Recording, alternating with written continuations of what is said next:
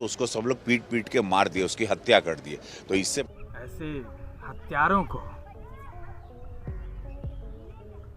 कड़ी से कड़ी सजा मिले और सीधे मौत की सजा मिले, और उस प्रकार का मौत हो जिसे देखकर लोग ऐसा घिनौना हरकत करने से पहले 100 बार सोचे।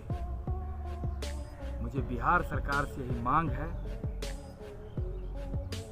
और मोदी सरकार से भी कि इस पे पहल करें और जल्द से जल्द गुनहगारों को कड़ी से कड़ी सजा दें, ताकि और किसी का घर बर्बाद ना हो। बस एगो बात कहे खातिर माइल बनी लाइव सिर्फ कि आज हर एक घर बाद कोनो ना कोनो प्रॉब्लम बा। तो ये प्रॉब्लम में हम सबके साथ होके के चाहिए, सबकर साथ रही, सभे सहयोग करी। भगवान हमारे भाई के आत्मा के शांति देस और आजीवन हमने के दिल में